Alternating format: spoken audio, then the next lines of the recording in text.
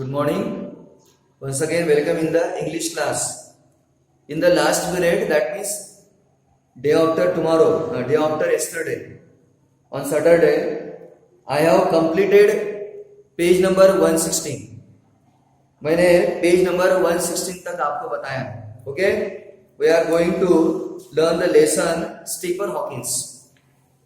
So at the age of 21,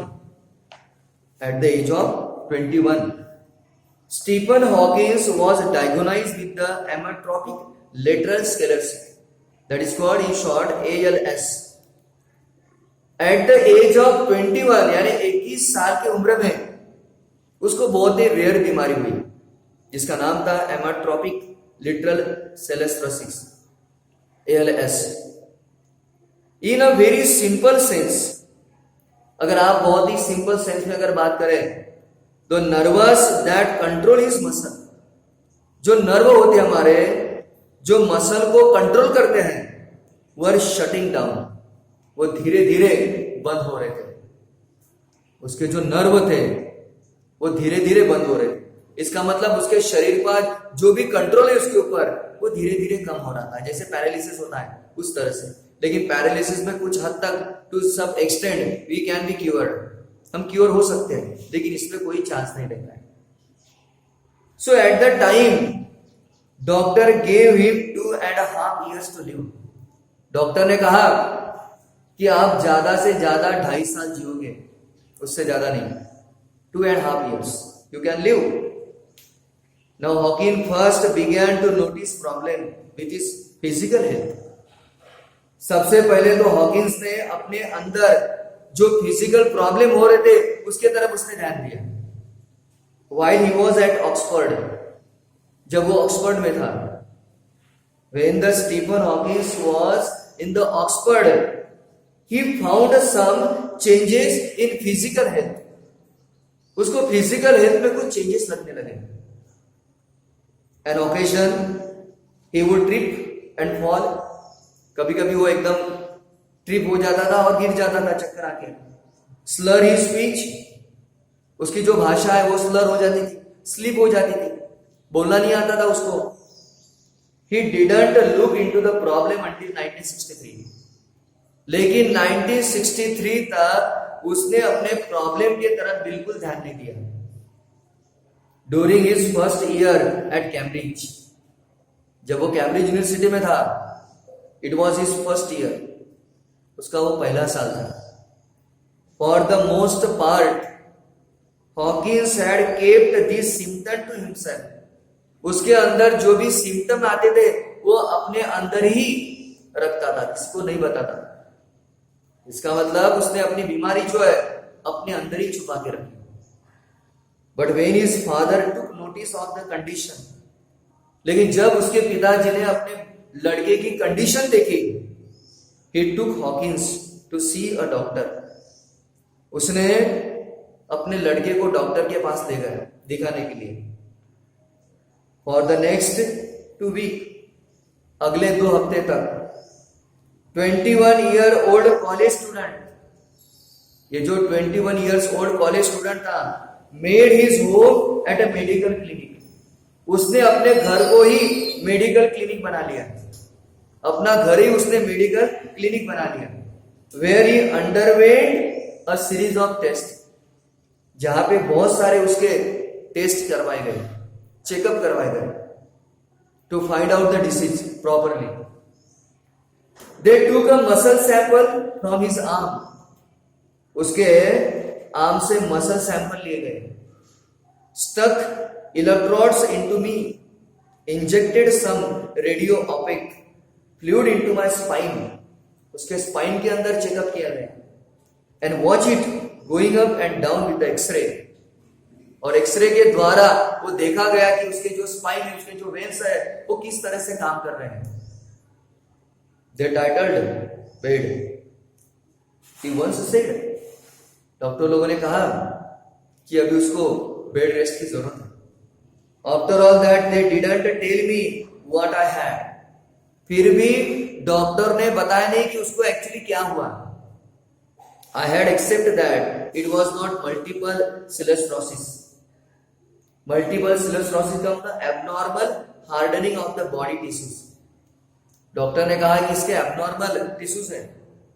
and I was एटोपिकल case, एटोपिकल यानी very unusual. और doctor ने यह भी बताया कि इसकी जो केस है वो अनयूजुअल है, रेयर है, बहुत कम लोगों को होती है, लाखों में एक ऐसी उसकी बीमारी है। Eventually however doctors did diagnose, इसके बाद भी डॉक्टर ने डायग्नोज किया हॉकिंस को with the early stage of ALS। It was the early stage of his disease, उसके बीमारी की अर्ली स्टेज थी। But a few events prevented him from becoming the completely despondent. लेकिन कुछ प्रसंग ऐसे थे जो पूरी तरह से वो दूसरे के ऊपर डिपेंड था। The first of this came while Hawkins was still in the hospital. जब वो हॉस्पिटल में था, he shared room with a boy.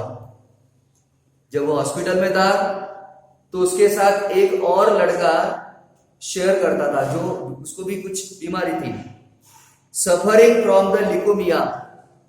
और उस दूसरे लड़के को ल्यूकेमिया था। What is this leukaemia?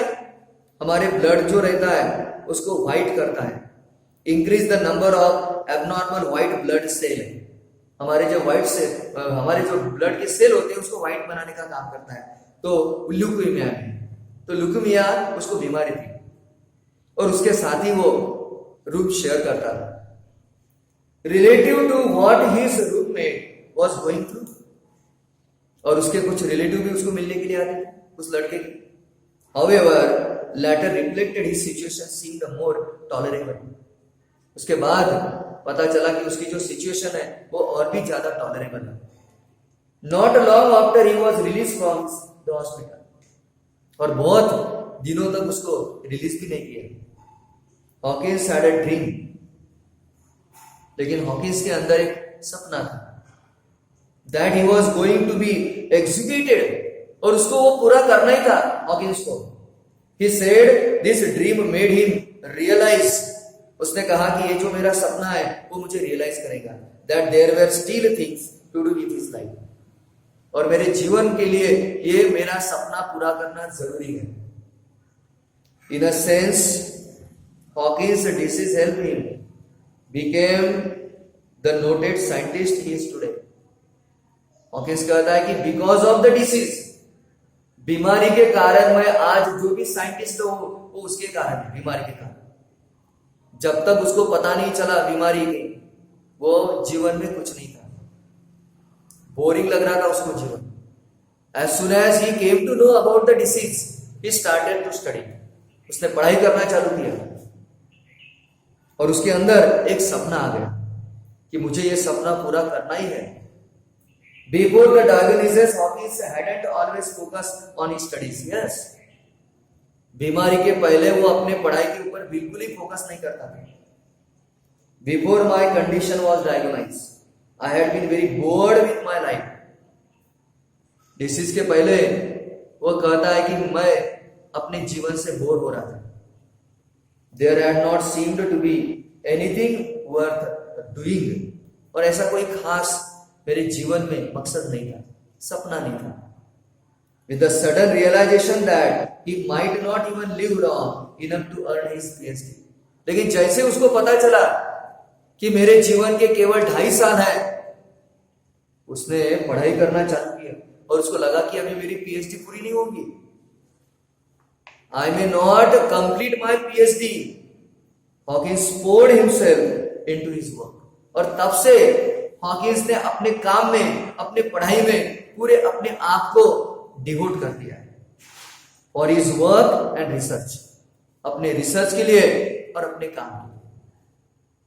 Okay, here we have completed page number 117। Tomorrow we shall complete this lesson, only 1 page remain. Okay, you try to read again and again and try to understand. Okay, see you tomorrow.